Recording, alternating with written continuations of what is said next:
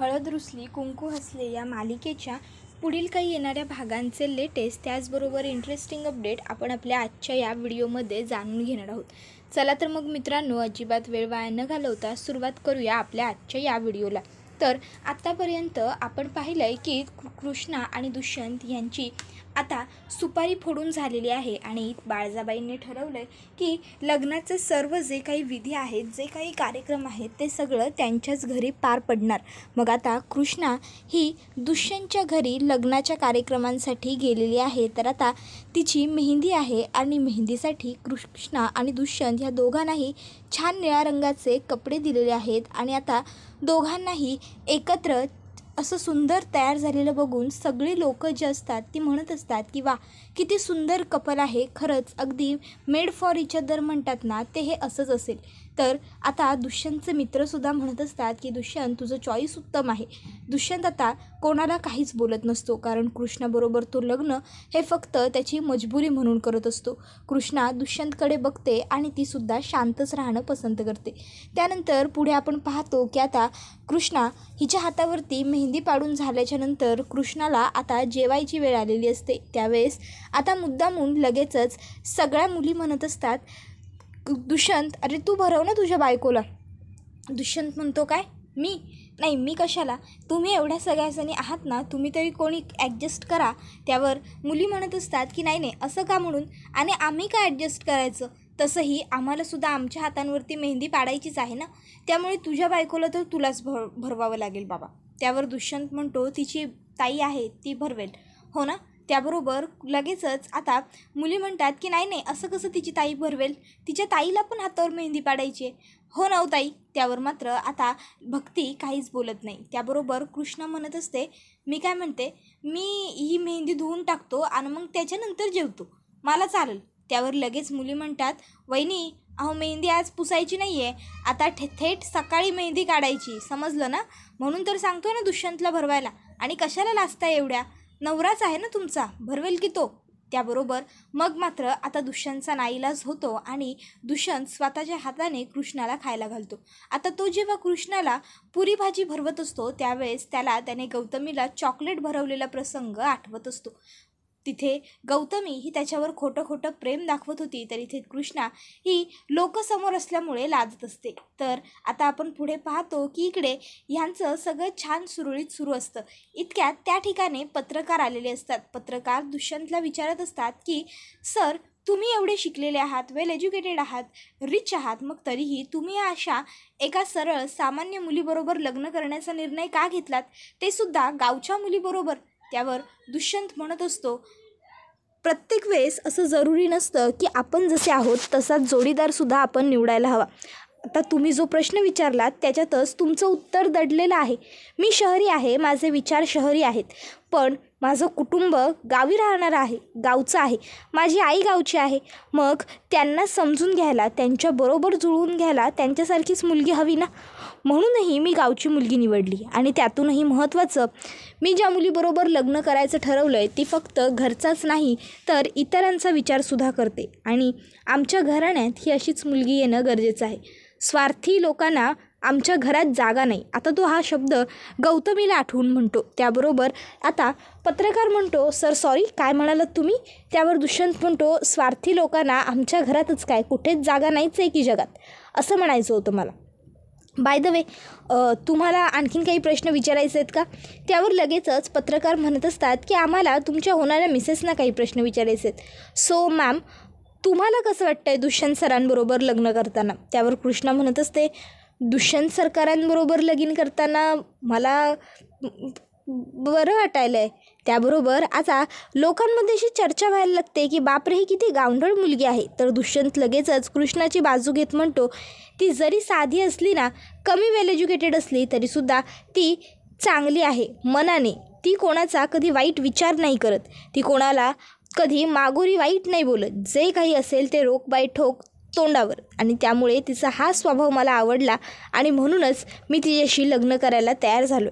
त्याबरोबर हे ऐकून कृष्णासुद्धा दुष्यंतकडे बघायला लागते. तर दुष्यंत कृष्णाच्या कानात बोलतो, मीडिया समोर आहे. तर आता लगेचच कृष्णाला पुढे प्रश्न विचारला जातो की मॅडम, मग लग्नानंतर तुम्ही इथेच गावी राहणार की पुन्हा दुष्यंत सरांबरोबर शहरात निघून जाणार. त्यावर कृष्णा म्हणत असते, नाही मी इथंच राहणार. अहो माझी शेती आहे इथं, माझी आई आहे इथं, बहीण आहे इथं, आणि आता लगीन झाल्याच्या नंतर मी रांगडे पाटलांच्या घरी राहायला गेल्यावर तिथली बी जबाबदारी असणारच आहे की. थोरली सून होणार आहे ना मी त्यांची. मग घरदार समज टाकून ते शहराकडं कसं जायचं. त्यावर लोक विचारतात, मग तुम्ही तुमच्या नवऱ्याबरोबर जाणार नाही का. कृष्णा म्हणते, म्या कशा पायी जाऊ, ते येतील की इकडं माझ्याकडं. त्याबरोबर आता बाळजाबाई हे सर्व बघत असतात आणि त्यांना खूपच जास्त राग येत असतो कृष्णाचा. मनातल्या मनात त्या म्हणत असतात, ह्या भिक्कारडीची लायकी तरी आहे का माझा पोरगा हिच्याबरोबर राहावा अशी, आणि हिच्यासाठी येणार आहे वे माझा पोरगा शहरातनं इकडं परत. तो तरी येतोय आत्ता पावतर माझ्यासाठी, आणि यापुढं बी माझ्याचसाठी येत राहणार.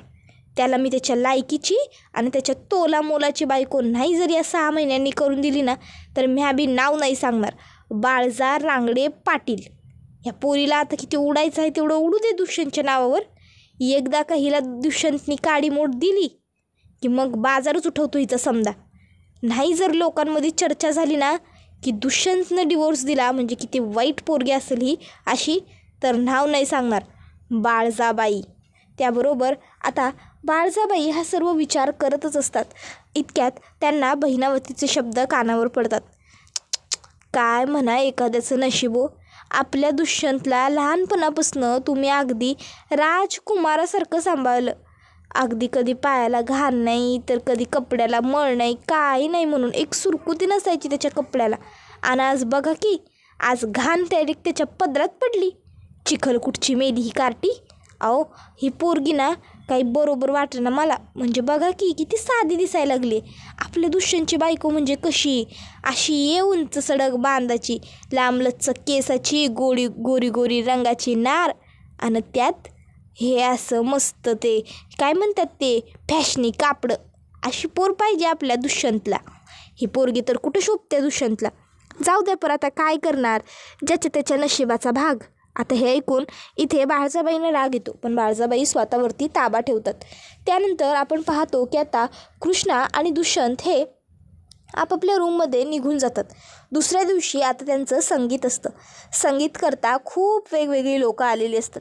आता लोक एक एक करून डान्स करायला लागतात. त्याबरोबर मग आता दुष्यंत आणि कृष्णालासुद्धा डान्स करावा लागेल अशी आता लोक अट घालतात. पहिले तर कृष्णा आणि दुष्यंत दोघंही म्हणत असतात की नाही नको, आम्हाला नाही जमणार. पण मग जबरदस्ती खूपच केल्यानंतर दुष्यंत आणि कृष्णा तयार होतात. मग आता दुष्यंत म्हणत असतो, आम्हाला फारसं चांगलं नाचता येणार नाही, आम्ही प्रॅक्टिस केलेली नाही आहे, तेवढं समजून घ्या. त्यावर सगळी लोक म्हणतात, अरे तू नाच तर खरं दुष्यंत. मग आता मुंडा थोडा ऑफ स्वीट है पर कुडिया तेरे नाल बहुत स्वीट है, या गाण्यावरती दोघंजणं छान डान्स करतात. आणि त्यांचा डान्स इतका भारी होतो की समधी लोक म्हणतात, अरे काय म्हणायला असा, तयारी नव्हती म्हणून.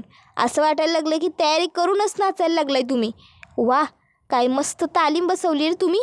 त्याबरोबर लगेचच दुष्यंत आणि कृष्णा थँक्यू असं म्हणतात आणि लगेचच तिकडनं खाली निघून येतात. आता खाली आल्याच्या नंतरसुद्धा कृष्णा ही दुष्यंतकडे बघत असते, तर दुष्यंत हा सुद्धा कृष्णाकडे बघत असतो. तर आता इथे दुष्यंतला विचारलं जातं, सर तुम्हाला काय वाटतं, ही मुलगी तुमच्याबरोबर संसार करू शकेल का. त्यावर दुष्यंत म्हणत असतो, संसार हा तिने किंवा मी एकाने करायचा नसतो, दोघांनी करायचा असतो. जर दोघांनीही एकमेकाला तितकीच साथ दिली, दोघांनीही एकमेकाला तितकंच समजून घेतलं, तर दोघांचा संसार हा अगदी उत्तम, उत्कृष्ट आणि सुखाचा होईल असं मला वाटतं. आणि मला वाटतं की मी आणि माझी बायको नक्की ही गोष्ट समजून घेऊ, एकमेकाला आयुष्यभर साथ देऊ आणि सुखाचा संसारसुद्धा करून दाखवू. आता हे ऐकल्याच्यानंतर दुष्यंतलासुद्धा आता प्रश्न पडतो की बापरे, हे सगळं एवढं मी बोललो. असो, आईचं इलेक्शन सध्या महत्त्वाचं आहे. त्याबरोबर आता कृष्णा त्या ठिकाणी येते. कृष्णाला तिचं मत विचारलं जातं, तर कृष्णासुद्धा अगदी सेम टू सेम उत्तरं देते. सगळ्यांनाच प्रश्न पडतो की अरे असं कसं, म्हणजे इतके हे दोघंजणं सिमिलर कसे काय असू शकतात. त्यानंतर मग आता लगेचच संगीताचा फंक्शन हा सुरू असतानाच आता त्याला हे सगळं बघून खूप राग येत असतो. त्याला वाटत असतं की आज हे सगळं माझ्याबरोबर करायला हवं होतं या कृष्णीनं, पण दुष्यंत बरोबर गेलीस ना. आता म्यान नाही सोडणार तुला जिद्दी. नाही जर तुला धडा शिकवली ना, तर नाव नाही सांगणार दुष्यंत जयकांत रांगडे पाटील. आणि मग जयकांत आता कृष्णाला सरबतातनं कसली तरी पावडर मिक्स करून देतो, ज्यामुळं कृष्णाला आता त्रास व्हायला लागतो. मग आता कृष्णाचं भान थोडं थोडं हरपत असतं, तर मुद्दामून जयकांत तिला दारू आणून देतो आणि म्हणतो की पी. कृष्णा आता ते ग्लास पिते आणि ते ग्लास प्यायल्याच्या नंतर कृष्णाला आता ही अशी नशा चढलेली असते की दुष्यंत हा आता विचारच करत राहतो की कृष्णाला नेमकं होतं आहे तरी काय. आजपर्यंत कधीच ही विचित्र वागलेली नाही आहे, वियर्ड वागलेली नाही आहे, आणि आज असं अचानक कसं वागू शकते ही, ते सुद्धा स्वतःच्या संगीत सेरेमनीमध्ये. नाही, काहीतरी गडबड नक्की झाली. आणि मग तो दुष्यंत पटकन उठतो आणि लगेचच कृष्णाला हाताला धरतो आणि म्हणत असतो की तू चल माझ्याबरोबर वरती. त्यावर कृष्णा म्हणते, ए हिरो, मी कुठंच नाही येणार, मला इथंच थांबायचं आहे, इथंच राहायचं आहे, आता हेच माझं घर. त्यावर दुष्यंत म्हणत असतो, हो हेच तुझं घर आहे, पण तू आधी वरती चल. आणि मग दुष्यंत लगेचच कृष्णाला वरती झोपायला अंथरूण करून देतो आणि मी आजचा दिवस खालीच झोपतो असा विचार करून आता दुष्यंत अंथरुणावरती अंग टाकतो. जसंच दुष्यंत अंथरुणावरती अंग टाकतो, थोड्या वेळाने त्याला बडबडण्याचा आवाज यायला लागतो. लहान असताना आईबा गेले, एकटीच उरले. त्या दिवशी पूजाला पडताना बघितलं आणि पूजाला वाचवलं. बानं मला त्यांच्या घरी आणलं. बानं मला त्याच्या मुलीसारखंच प्रेम दिलं. आणि भक्ती तर थोरल्या बहिणीपेक्षाही चांगलं वागायला लागली. फक्त आय आणि पूजा त्या दोघीसनी मी आवडीत नाही. पर देवा, माझं मागणं ऐक रे बाबा आता तरी. बघ की आता तर माझं लगीन बी व्हायला लागलं आणि ते बी दुष्यंत सरकारांसंगट. आता तरी आईतलं माझ्याबद्दल प्रेम वाटू दे की रं. आता तरी आईनं माझी काळजी करू दे. माझ्या लग्नात माझ्या आईकडनं फार काय अपेक्षा नाही. जेव्हा मी पाठवणी करून माझ्या सासरी निघन ना, तेव्हा फक्त आईने एक डाव मला घट्ट मिठी मारावी आणि फक्त एवढं म्हणावं, कृष्णे काळजी घे बाळा स्वतःची. बस मला एवढं बी लई झालं. आये म्हणशील ना बघा असं, ए आये बोल की गं, आय म्हणशील ना. आता कृष्णा आई वरडत राहते, पण तिला कोणीच हाक देत नसतं, कारण तिथे आई नसून दुष्यंत असतो. दुष्यंत तिकडनं परत चाललेला असतो झोपायसाठी, तर कृष्णा त्याचा हात पकडते आणि त्याला म्हणते, आई अशी नको जाऊस, ये थोडा वेळ उशाला बसलीस ना तू की मला बरं वाटतं, ये बस. मग लगेचच आता सावित्री ही तर तिथे नसतेच, तिथे असतो कोण, तो दुष्यंत कृष्णाच्या उशाला बसतो आणि कृष्णाच्या डोक्यावरून हात फिरवतो. त्याबरोबर हे बघून कृष्णाला वाटत असतं की तिची आईच तिच्या शेजारी. कृष्णा मात्र आता आईच करत राहते. तर आता इकडे दुष्यंतच्या मनात मात्र विचार यायला लागतो की हे सगळं नेमकं केलं तरी कुणी. नाही म्हणजे कृष्णा स्वतःहून ड्रिंक करायला तर गेली नसणार आणि जाऊच शकत नाही. माझं पूर्ण दिवसभरात आज तिच्यावरती लक्ष होतं, मग तरीही हे सगळं कसं काय घडलं. मग आता दुष्यंतला हा प्रश्न पडलेला असतोच, तर दुष्यंत हा प्रश्न भक्तीला विचारून दाखवतो. त्यावर भक्ती आता लगेचच दुष्यंतला म्हणत असते, जयकांत मगाशी कृष्णीला काहीतरी देत होता. त्याबरोबर आता दुष्यंतला जयकांतवरती संशय येतो. त्याला वाटत असतं की कदाचित हे सर्व कृत्य जयकांतच असेल. मग आता दुष्यंत हा जयकांतवरती लक्ष ठेवतो, तर जयकांत त्याला खरोखरच घाबरलेला सापडतो आणि मग त्याला कळतं की हे सगळं काही जे कारस्थान आहे ते जयकांतनेच केलेलं आहे आणि त्याला साथ द्यायला आता दुसरं कोणीही नव्हतं. मग आपल्याला जर जयकांतला शिक्षा द्यायची आहे तर घरात इतर कोणतीही मोठी लोकं नको, कारण जर मोठी लोकं असतील तर मग मात्र जयकांतवरती सगळेच जण खूप चिडतील, कारण जयकांतने जे काही केलं आहे त्यामुळे बाळजाबाईंच्या नावाला बट्ट्या तर लागला असताच, पण संपूर्ण रांगडे पाटील कुटुंबियांचं नावसुद्धा बरबादीला गेलं असतं. त्यामुळे आता लगेचच दुष्यंत हा त्याला म्हणत असतो की आत्ताच्या आत्ता तू पहिल्यांदा वरती जा. त्याबरोबर आता जयकांतसुद्धा तिकडनं वरती जातो. दुष्यंत हा कृष्णाकडे येतो आणि कृष्णाला म्हणत असतो, आय एम व्हेरी सॉरी, खरंच खूप खूप सॉरी कृष्णा, तुला हे जे काही भोगावं लागतो आहे त्रास, तो सर्व माझ्या भावामुळे. माझ्या भावाने मुद्दामून तुला हे असा त्रास व्हावा यासाठी प्रयत्न केला, पण काळजी करू नको, मी नाही सोडणार त्याला नाही चांगली अद्दल घडवली ना तर मी सुद्धा नावाचा दुष्यंत नाही. त्यानंतर आता आपण पाहतो की कृष्णाला त्याचं बेड झोपायला देऊन दुष्यंत हा खाली झोपायला तर आलेला असतो, पण आता दुष्यंतला खाली झोपायला म्हणजे जमत नसतं, कारण कधीच तो जन्माला आल्यापासून अगदीच खाली झोपलेला नसतो आणि त्यामुळे त्याला सवय नसल्या कारणामुळे खाली झोपायला त्याला जरा ऑकवर्ड होत असतं, कसं तरी होत असतं. पण आता कृष्णा ही पूर्ण गाढ झोपून गेलेली असते. त्यामुळे मग काही दुष्यंत तिला उठवण्याचा विचार करत नाही आणि बिचारा स्वतः जातो आणि सोफा जो असतो बेडरूममधला त्या सोफ्यावरती अंग टाकतो आणि तिथेच झोपून घेतो.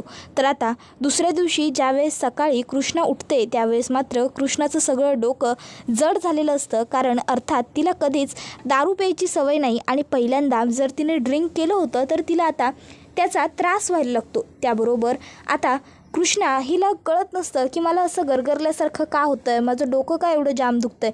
दुष्यंत तिच्यासमोर लिंबू सरबताचं ग्लास घेऊन उभा राहतो. त्यावर कृष्णा म्हणते हे काय. त्यावर दुष्यंत सांगतो की हे घे, हे पी म्हणजे तुझा हँगओव्हर उतरेल रात्रीचा. त्यावर कृष्णा म्हणते काय उतरेल, काय ओव्हर.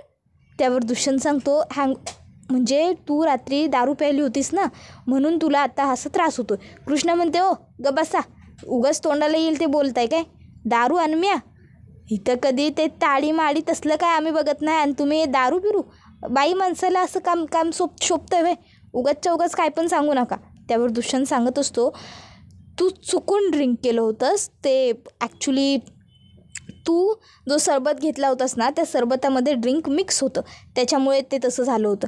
ते सगळं सोड, तू आता हे घे पी म्हणजे तुला जरा रिलॅक्स वाटेल, बरं वाटेल. मग आता कृष्णा म्हणते चालतंय, नक्की बरं वाटेल ना मग.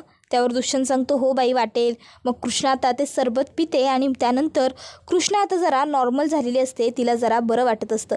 त्याबरोबर हा व्हिडिओ इथेच संपतो. व्हिडिओ आवडला तर व्हिडिओला लाईक करा, चॅनलवर नवीन असाल तर चॅनलला सबस्क्राईब करा, बेल आयकॉन आठवणीने प्रेस करा जेणेकरून तुम्हाला पुढच्या प्रत्येक व्हिडिओचं नोटिफिकेशन मिळत जाईल आणि सर्व व्हिडिओंचा आनंद हा अगदी उत्तम पद्धतीने घेता येईल. आजच्या पुरतं इथंच थांबूया. पुढचा व्हिडिओ येईपर्यंत टाटा बाय बाय, धन्यवाद.